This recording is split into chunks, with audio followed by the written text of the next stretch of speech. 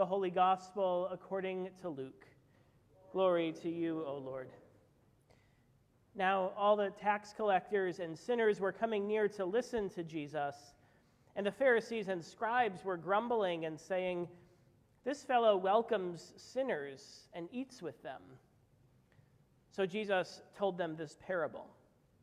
"Which one of you, having 100 sheep and losing one of them, does not leave the 99 in the wilderness and go after the one that is lost until he finds it?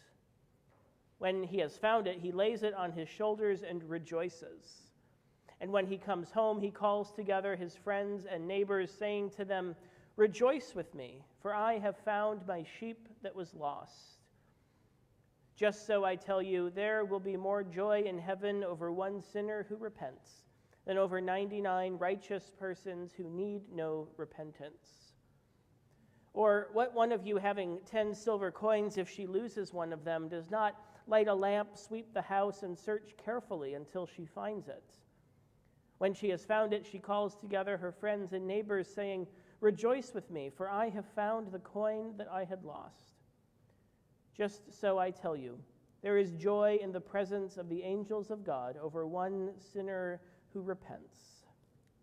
The Gospel of the Lord. Praise to you, O Christ.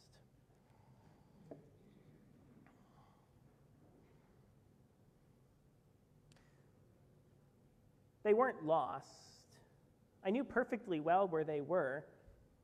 Just seconds before, as I was innocently, casually walking back to my apartment one morning on my day off, iced coffee in hand, one of my worst nightmares, probably one of everyone's worst nightmares, had come true. My keys, complete with $200 car fob, as I would come to learn, slipped out of my hand and right down the sewer, just in front of my apartment.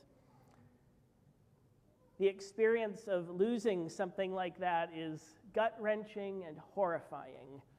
Now, of course, key fobs, however painfully expensive, can be easily replaced.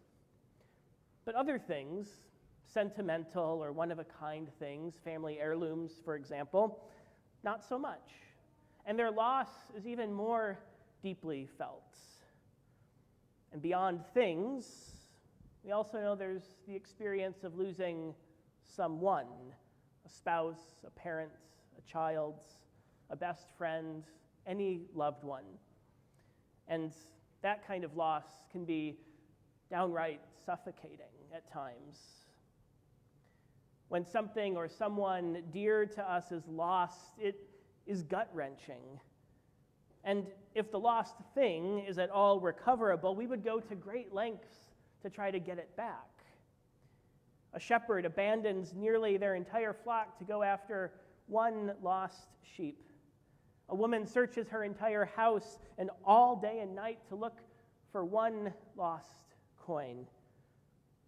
Now, it seems a bit reckless, maybe even foolish, to put such effort into finding one lost sheep, while potentially putting the other 99 at risk, or to put so much energy into looking for one coin when you still have 9 more. It doesn't really make much sense unless you've had the experience of such a loss. In her book, One Coin Found, which some of us read a couple of Lents ago, Pastor Emmy Kegler writes from the perspective of the thing that is lost.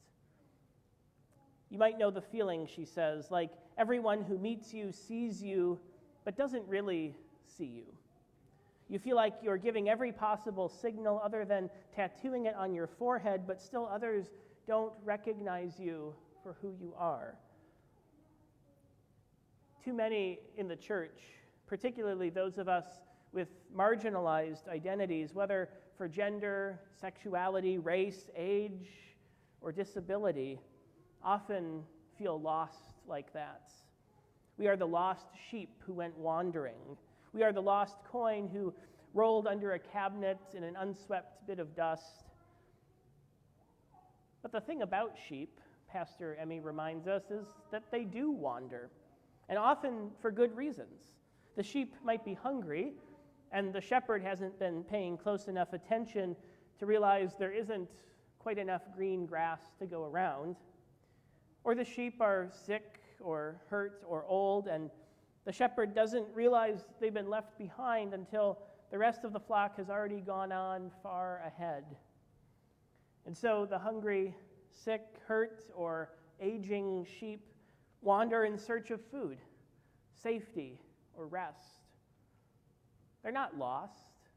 They know perfectly well where they are. It's the shepherd who can't find them anymore. And in the same way, we know that coins don't just get lost by themselves. They don't just get up and walk away. Coins get lost because someone lost them. The experience of being lost, however it happens, is disorienting and frightening. And lost isn't so much something that we get ourselves into. Lost is something that happens to us.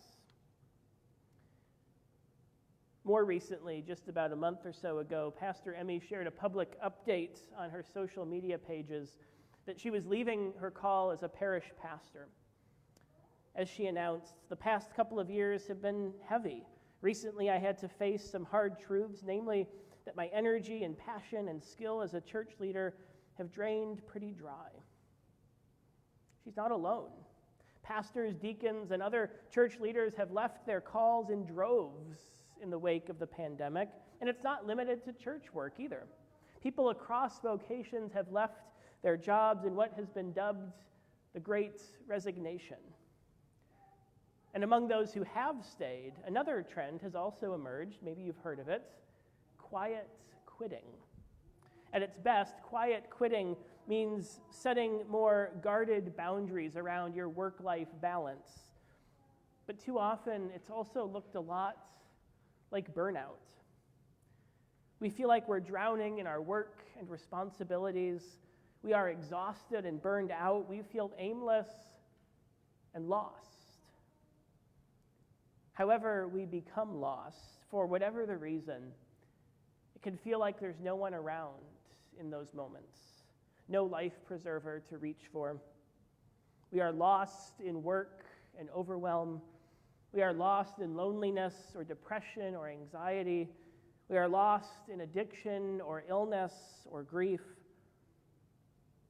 That lostness can feel suffocating, disorienting, and isolating. And those feelings of being lost are perfectly real, and they're not something that we can just get over or snap out of. After all, if we could become unlost on our own that easily, well, we really wouldn't be lost to begin with.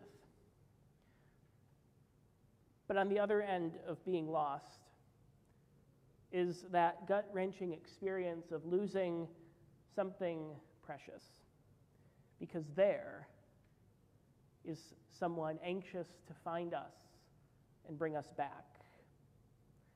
Today we hear about God who is a reckless shepherd, who, as Pastor Emmy puts it in her book, has donned a shepherd's cloak and come running after us, clambering over rocks and climbing down cliffs, and found us hungrier and more hurt and terrified, and cradled us close to say, no matter why you left or where you went, you are mine.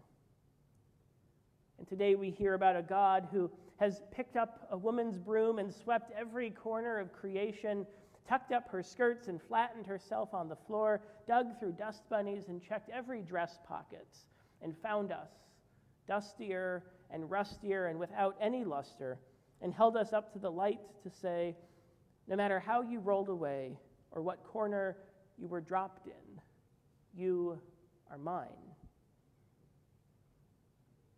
Today we hear the good news of a God who seeks us out and finds us in our lostness.